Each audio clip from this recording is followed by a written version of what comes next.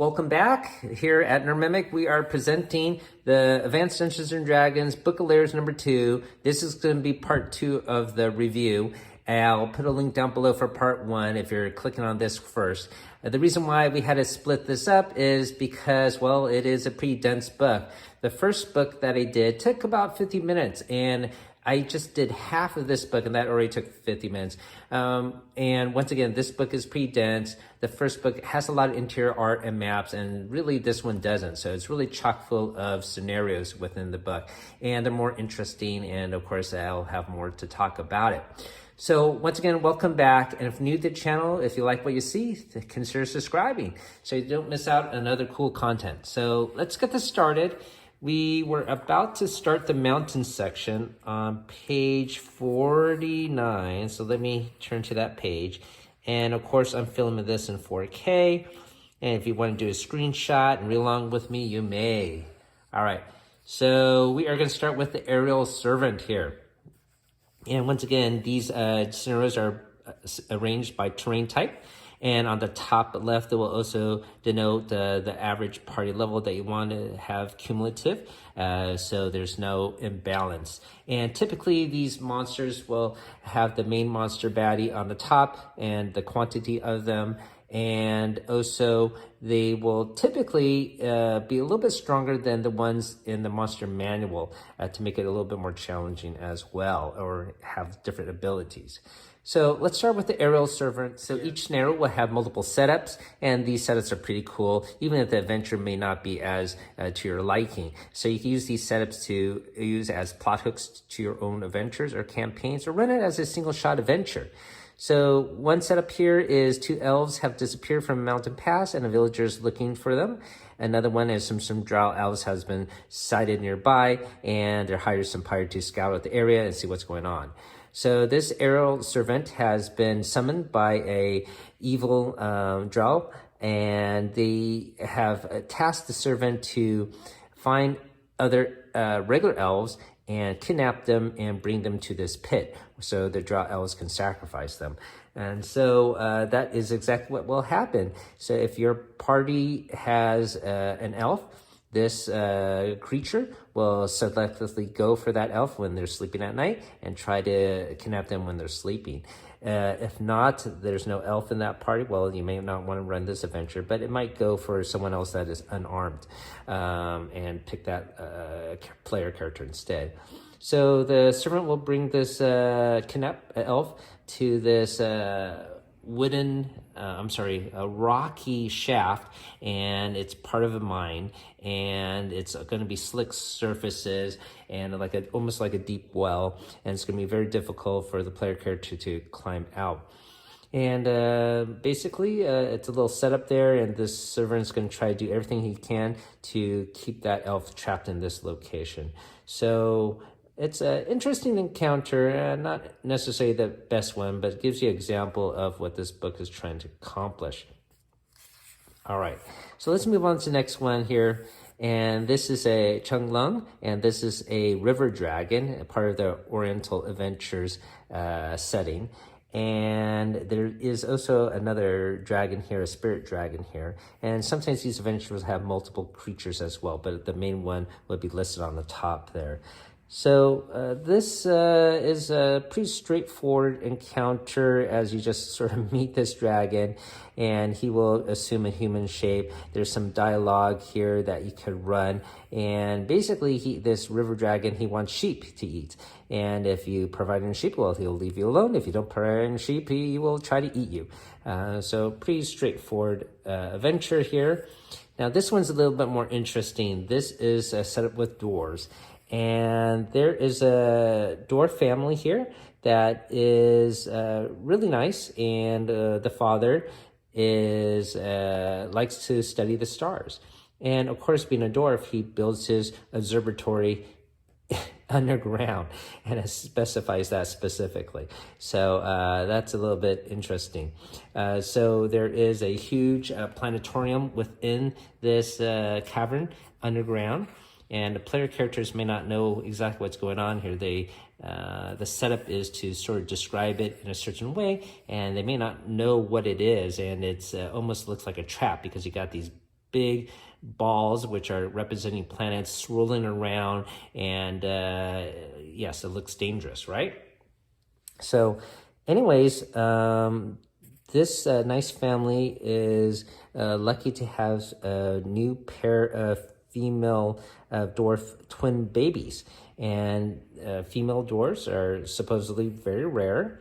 And there is a band of con artists, two of them, that have tricked this nice family, saying that there is a apocalypse coming. And this, of course, appeals to the father who loves stars. And so these con artists say, oh, the end is coming, we know it is, and maybe you should study it, and they do. And basically, the con artists want to trap this family and rape those two girls because, once again, female dwarves are rare, and they want to find them as mates, okay? So that is the setup. And so the player adventures have different setups where they can look for the missing dwarf, or why are there some dwarves being harassed and things being stolen. So there are different things you can do to set it up. Anyways, when you encounter these con artists, they will appear nice, but of course they are very dangerous. And there are multiple traps here they will set up. And then the more interesting encounter, of course, is in the Planetarium, which is a long section here. When they encounter the family doesn't know these con artists are doing evil things, and you might battle them first and take them out. And but they have no idea that they have been set up. And so if you attack them, they will attack back, of course, but if you explain what is going on and how these con artists are tricking the villagers above and them, then they will befriend you. And so this is a pretty interesting encounter as far as the whole scenario. So one of the more elaborate ones, and pretty well done. The next one is also an interesting one. This is Hazing and Afriti. And this one also is the first one to have some dialogue boxes here. And so this Afriti, he's been outcast from his plane, and he is, well, basically he is a spoiled brat, and he toys with his victims. And if the player characters go to his lair by various setups, such as a rumor of a fire demon or whatnot, he will cast multiple illusions, and these are the descriptions you're supposed to read out to the player characters. But of course, it will not be real. So one of the illusions he creates is multiple fire elementals, but some of them are actually real. And at one point, if he has the advantage, he will force them into a game here. And so it says here, when the conversation has lapsed or reached a stage when action is required, the Afriti will offers to play a game. It could take the form of, if you win, I will grant you a wish. The game is quite simple. The party gets 4 rounds to prepare, then jump off the edge of a high platform. Anyone that lives is a winner. Directly below the platform is boiling pool of lava. To land in it would be instant death. And so, of course, the player characters may not want to play, or maybe they think this is a game and there is some, solution to it, or maybe they will cast a Featherfall or whatever it might be, and try to jump down. Now, of course, there is lava there. There are all these fire elementals down below. They even state if the player character has no special abilities, they can do a saving throw here. A system shock roll is required to live. And if they do that, they will live but be in a coma. So anyways, that's sort of an interesting setup. And of course, probably most player characters will not jump down. And of course, now they will have to battle the Afriti and his fire elementals. So just a little bit silly setup with all these traps and illusions and games that he plays with them. The next up, we have a family of frost giants. So these frost giants live on top of a mountain. They have a house. There is a cave, a cavern underneath there. But it's pretty straightforward. As you know, most frost giants are giant encounters that will toy with their prey too, throwing boulders or whatnot, playing target practice you can see here. So sort of a basic encounter here with frost giants. Next up is another simple encounter with a group of gargoyles. They have taken over a church. There's nothing too extraordinary about this one. This one is a herd of hippogriffs. Now, this one is interesting in the fact that the leader of the hippogriffs is actually a rogue, and this rogue paired up with a thief. This rogue paired up with a wizard, and they tried to raid an area. And at one point, the wizard had to polymorph the thief into a hippogriff to fight some griffins that were in the region. And he did so, but he liked to keep his shape. He liked the body of the hippogriff. So he has basically remained a hippogriff. So he has human intelligence, and of course he has wiles of a rogue. And so now he's a leader of some neighboring hippogriffs. And so this is an interesting encounter from that standpoint. So they may do some out of the ordinary attacks equivalent to humans, such as using rocks as missiles. And the leader even has a vest on. It says it's somewhere here. Yeah, he has poison claws because, he's a rogue and he has to use poison. And he also has an armored vest. And that, of course, helps him out as well. So this is a pretty interesting encounter. And as I mentioned, typically if there's a standard creature, they will either have higher stats or different abilities. And this is an example of that. And once again, there's not much artwork in this book. You can see here it's just a small little portrait of a hippogriff. Okay, so next up is a group of Pegasi. So these Pegasi, they live high up, and they try to find the player characters because they need help fighting against some griffins.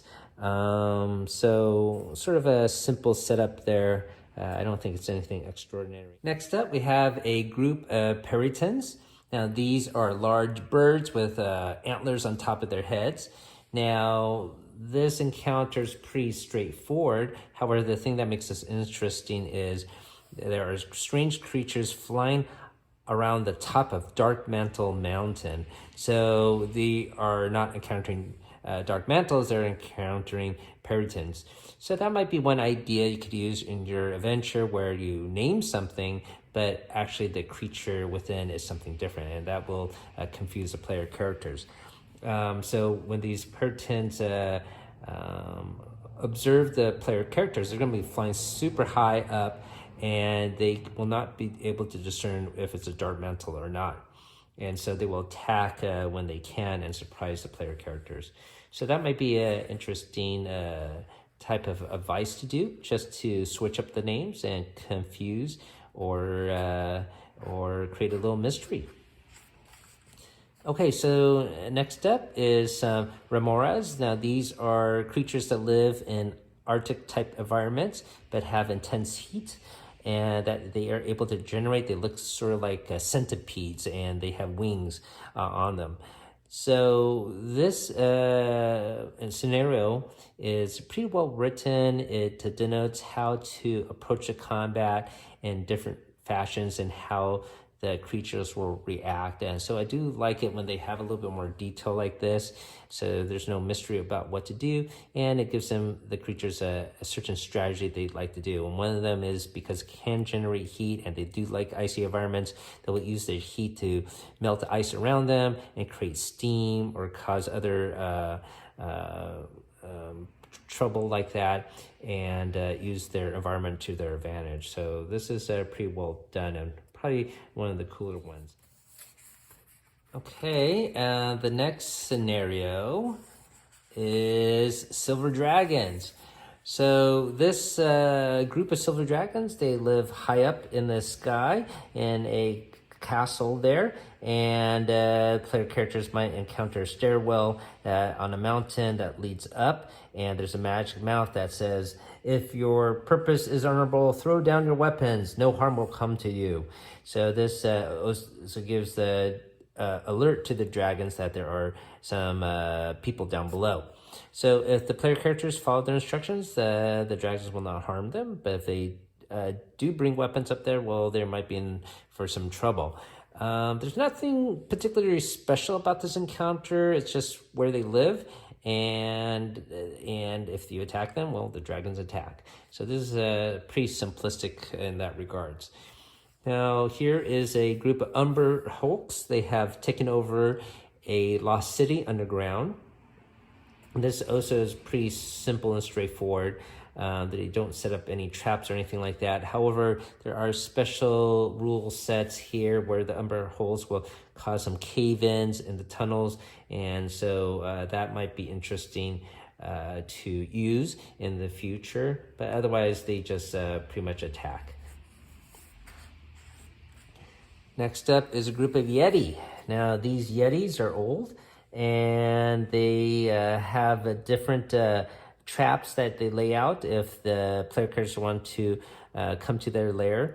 So they have a bottomless pit trap, they have a cave-in trap here, they have a maze trap, so and multiple chambers here. So this is sort of interesting as far as it has multiple traps that you can run here. However, I think this one is even better. Now, these are Zorn, and they also live underground in mountains. They have, well, they know the territory of this cave labyrinth very well. And as you know, they like to hide at the bottom of a pit-like area and basically eat people. So they're very good and accomplished in their goal here. And this cave is very attractive to player characters because it is an old mine, and so it is full of valuable minerals and crystals. And so these Zorn basically set up their traps close to these veins, and if player characters try to chip away and try to get some gem, they will maybe fall into these Zorns. So I don't know. It is simple in that regards, but the way they set it up as far as having like the gems looking golden, because the Zorn have manipulated the tunnels, it's just sort of interesting. Okay, so next up, and you can see here, it's a very small little art piece. The other original Book of Lairs had full-on pages of art. So next up is a Faux Lion. I guess the editor should probably added Oriental Adventures here as well. So this Astral Being of good alignment, he is investigating this pagoda that has a strange device, and he believes this device is evil. So when the player characters encounter him, he believes these player characters are trying to retrieve this device, which he believes is evil, and attack them. However, of course, the player characters may be able to convince them otherwise or talk out of it. So this device is an apparatus of Kalish. It's basically a large submarine that looks like a crab or a lobster, but he does not know what it is, and it's very strange to them. And so this Faux Lion will once again attack the player characters, as he cannot destroy this apparatus himself. And so if the player characters do so or remove it from this pagoda, then he will befriend them. So this is an interesting setup. Okay, so up next is an invisible stalker. So this encounter takes place on the elemental plane, and he is very tidy, and he lives in this house that is very clean, and he is a perfectionist. He also likes to cook, which is interesting. And basically, people can hire him as a bodyguard, and he will take care of his clients very well. Just a very interesting scenario. I don't know how you would necessarily use this. They have a couple of setups here. For example, an invisible stalker failed to complete its mission, causing death of one of your companion family members. Your party has vowed revenge and try to seek it out. So maybe that's how you try to find. So next up is an adventure, this time taking place in the outer plane of hell.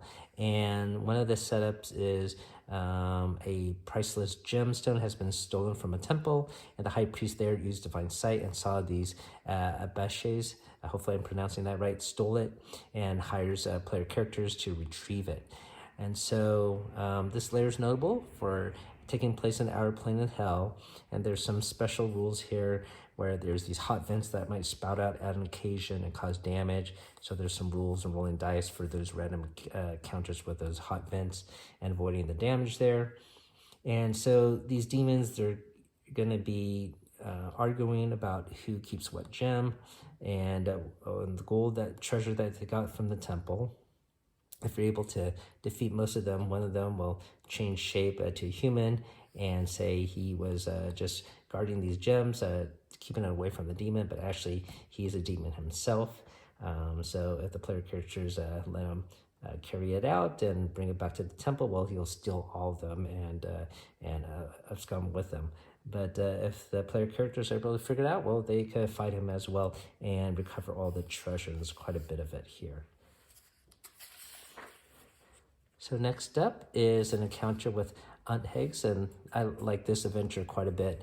So these are large creatures, as you may know. They're sort of ant-like, and basically there is a description of how these creatures will lure in prey. One of their techniques they will use is they will be hiding underneath the ground, but their antenna will be popping up. But they'll do so when there's thick vegetation. So it might look like cat trails or large strands of grass. And so you won't really be able to discern it unless you, of course, are observant. And once the player character is close by, of course, the creature will attack.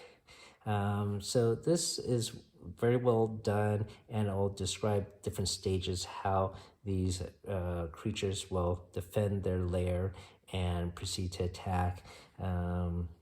There's even a noticed a mention here that they will rear their back legs and like painting mantis, attack and sweep down.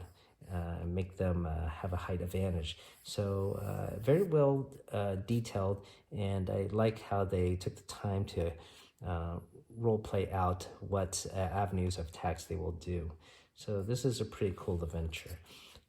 Even though there's not much treasure in here, because these are ant-like creatures, they don't hoard treasure like, say, dragons or other enemies might, and so there's not too much treasure to be had necessarily, but it's just a very cool encounter.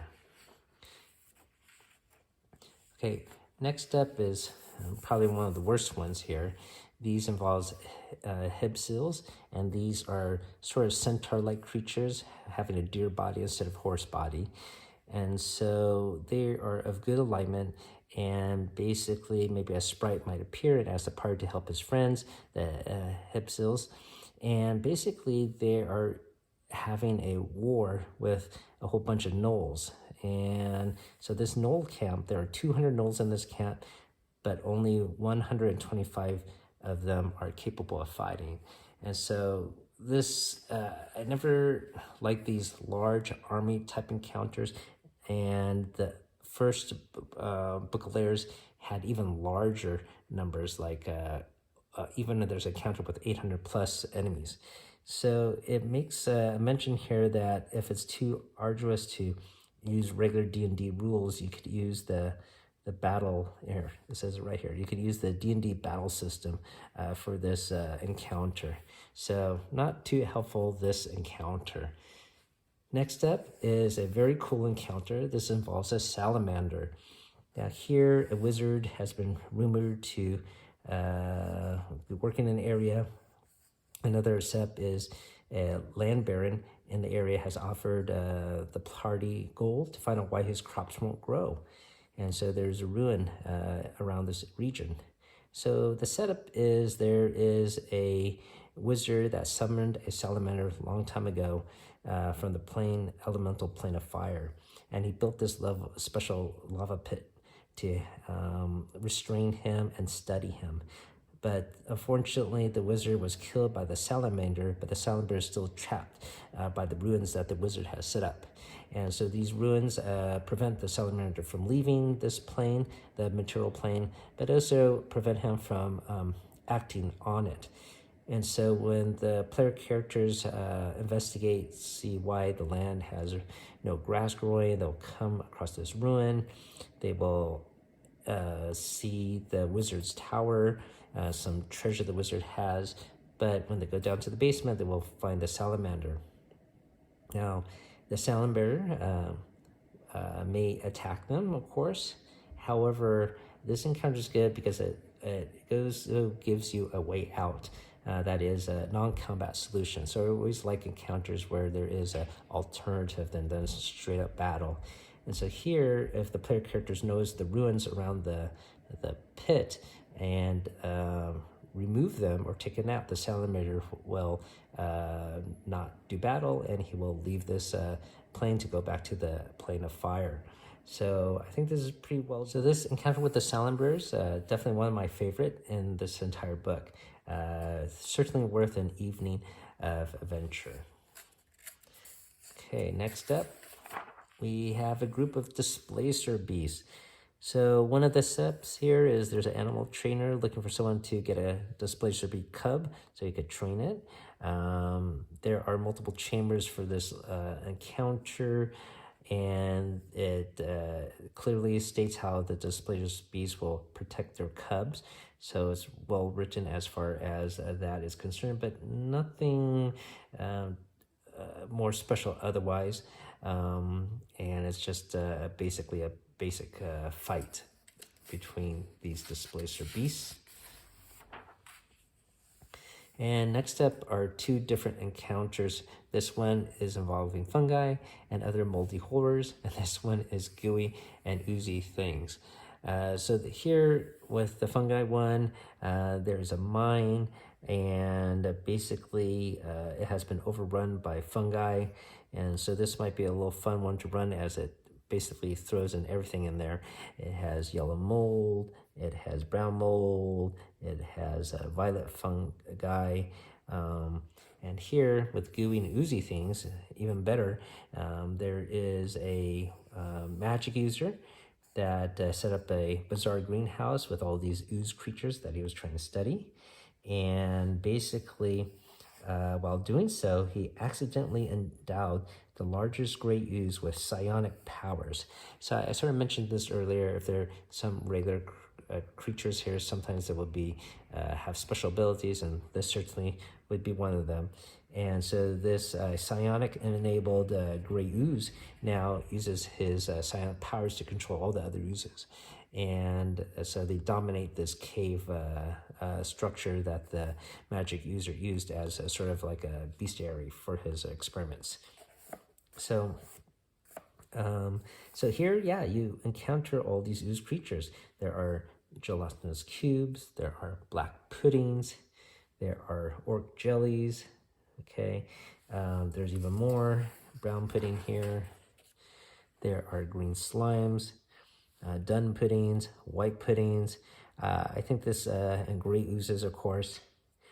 Now, another thing that makes this encounter pretty cool, because this took place in a wizard's laboratory, there's a lot of cool magical treasure to be had here, including some potions involving slime control, green slime control, gelatinous cube control, deadly pudding control, and then of course there is other scrolls here, one of being Bigsby's hand.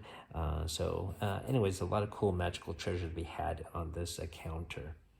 Next one involves a Manacor. So this Manacor lair, it's really detailed how the author describes it. It takes place in this abandoned temple, and this abbey here. There's various chambers and a couple of nesting areas for this Manacor, but actually when the player characters go there, it will actually be empty. And it specifies here the Manacor is out on a hunt, and there's a tunnel underground. And as player characters are investigating these chambers, the Manacor is coming back from a failed hunt. So he's really hungry. So that's a cool setup. But otherwise, it's just a straight-off battle. It denotes some attacks it might do in a certain order, but it's not as detailed as some of the others. And definitely, the author spent more time detailing the empty chambers, so could have been done better. Okay, next up is encounter with some mind flayers. Now, I thought this encounter was going to be great, but it's not, unfortunately. So there are a pair of mind flayers here, and it denotes certain actions they may do, but really not too many. And it's just either they do a psionic attack, a double psionic attack on player characters, because there's a pair of them, and that might be pretty deadly, fortunately. But otherwise, it's just a straight-up battle if you do battle them. So here is encounter Quast, which is a sort of impish-like, demon-like creature.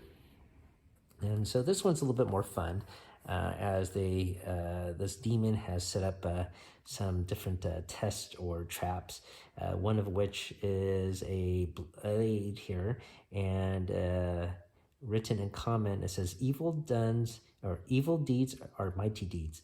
Judge ill by those who flout law that directs the strong to act in right and remake this weak world anew. So basically, he's trying to lure some lawful evil characters to pick up this blade. And it's a finely crafted blade, and of course, even on the blade it says, I bring doom to fools. So who, of course, isn't going to grab this blade? So if anyone touches this blade, a permanent magic mouth on it will speak. Take the blade. If ye are true, wield it well. But basically, this blade will levitate and go back to the table. However, in doing so, it causes an automatic instant paralysis, okay? It even states here you cannot even do a saving throw for that. And so the demon will use this opportunity to attack whoever touched the sword and is now paralyzed. So just an interesting setup for that. Okay, and now is encounter with rust monsters. Now, this one is very, very cool as well. Also one of my favorites. So here, the rust monsters, one is specified that someone has been breeding these rust monsters to sell to castles to use as defenses and against an invading army. You know, invading army is going to wear a lot of armor, so maybe it's good to have a couple of rust monsters in your stable to fight against the army. But anyways, aside from that interesting setup, these rust monsters have escaped from their cages, and they are kept in a magical area. And as it specifies here specifically, that when the player characters encounter these rust monsters have just found a stash of magical potions. And of course, these magical potions were kept in metal flasks, all right, to keep them protected. But of course, they're rust monsters. They dissolve it and they want to eat the metal. And so in doing so, each one of these creatures have imbibed and drank one of these potions. So this makes it really fun. So here, the first rust monster has drank a potion of diminution and so has shrunk down in size. Another one has a potion of flying, so you can imagine that, a flying rust monster that would really throw your player characters for a loop. Another rust monster drank a potion of gaseous form, so it has a ghost-like ability. Another one drank a potion of growth, so now it's 10 feet tall.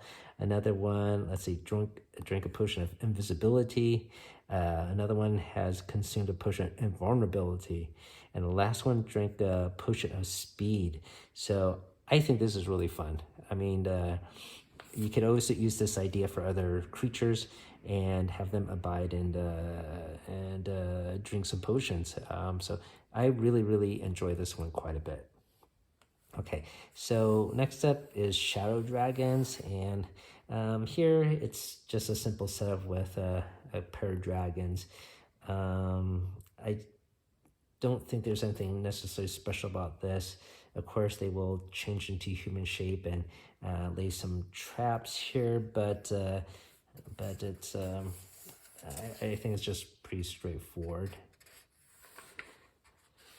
Okay, next up is a group of wraiths. You can see here, this is a more detailed encounter, and you can even see a mini map here. So there are a lot of traps in here. You could see it's almost like a mini module here. But aside from that, it's just a bunch of wraiths. I don't think any particular trap is special and outstanding. So yeah, I don't remember this one as being too well done. I mean, it looks well written and everything like that, but not too much to it. Okay, now we're getting to some of the Aquatic Adventures here. I would have to say this section is probably the worst section of all the terrain types. So here's encounter a whole bunch of aquatic elves. If you're on a boat, they will try to attack you. And same here with mermen. And here they are in possession of a tamed, well, not a tamed, but a captive Eye of the Deep. And so if you are, the mermen will attack a boat, and however, if you're able to free this Eye of the Deep, then the mermen will scatter. So that's sort of a way out for this mass battle, which once again, I'm not a big fan of a whole bunch of creatures. Here is an angel-like creature. And here the setup is he has some companion brass dragons. If you disturb these brass dragons, scare them off or whatnot, he will sort of be upset. And he will basically challenge the player characters. Now, if you're of evil alignment, he will attack. If you're good alignment, he's going to run some tests. And so a couple of the tests he will do is pretty interesting. Here is a test of patience, and he will give you a task here. The character must wait until the stone tries to jump off the table. Basically, he will say, wait here until the stone jumps off the table. And then the player must catch it and before it jumps to the ground. And so this is a test of common sense. The stone, of course, will not jump. It's just a regular stone. And so if the character decides to leave the task, well, he would say, okay, you're great. It's good that you don't waste your time, so you're smart enough to do that. But if the player character actually waits more than the whole day, 24 hours waiting for this stone, he will take that stone and break it open, and there is a gem inside. It says, patience is a wonderful virtue. So here is another test called the Chapel of Gods. Basically, there is a statue of a good deity. You may remove the trappings of that deity and replace them with your own. So you could basically have this statue that might have some magical garments or whatnot. You could switch your clothes. Now, if you do so, he will not necessarily like that. You will fail the test. Okay, basically, you should have your own clothes, and the deity should wear his own clothes. Next is a combat cave, and he will test you to fight him. So if you try to fight him in a non-lethal manner, he will be impressed. If you try to fight him lethally, he will fight you. So that could be a deadly consequence here. Next up is a Hall of Sacrifice here. And let's see. What did he do? Oh, I'm here to offer you aid in a time of need yet to come. But to earn it, you must sacrifice your most powerful magical item into the pit to be lost forever. So if he refuses, he will say, oh, you have done well. It would not have been a wise bargain, but if you actually do throw away something valuable, he will be impressed, and he will help you out when you call his name. And so he will also give each character that encounters that go through all these tasks some special healing potions. So anyways, this is a sort of a fun encounter to run. Next up is a succubus. And this succubus is a daughter of a vampire. And this vampire basically was very evil and took his daughter and created her into a succubus, basically. And so this succubus is just, this daughter is very upset about that and actually murdered her father. And so his father has a stake in his heart and is in this lair. So this succubus, of course, is going to be against any male characters. And she also has some bodyguards that she hired. And in this encounter, you can sort of see sort of like a mini module here with multiple rooms and chambers. And she will fight them, fight the player characters. And if they get down to the crypt, that's where the father is with the stake in the heart. And if you remove that stake, he will actually come back. And so he will do battle with this. Might even fight the daughter. It doesn't say that, but I assume he might, given that what the daughter did. Just a sort of interesting encounter. Sort of elaborate with this map here, but a lot of these rooms are relatively empty. Not any, there's no special trap necessarily in any of these rooms. So anyways, this is just a sort of interesting encounter. Not a great one, just interesting as far as the setup. And that is it. That is it. So here, as I showed you in the original part of the book with the table of contents, this is arranged by terrains. In the back here is an index of the monsters by alphabetical order. And then in the back of the book is all the stat blocks for all the creatures. Okay. So this is, once again, the Advanced Dungeons & Dragons Book of Lairs number 2. And thank you for watching this part 2 of the video, as it was quite long to make and go over each individual encounter. Thanks for the time for listening. I'm sorry I made some pronunciation errors. I'm always making these videos late at night, so I'm sort of tired.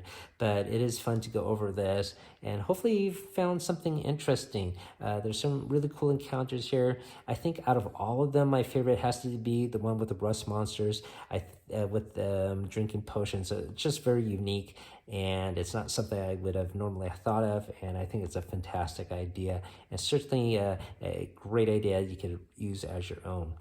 Thank you for watching, everyone. Have a great night. Keep on venturing out there.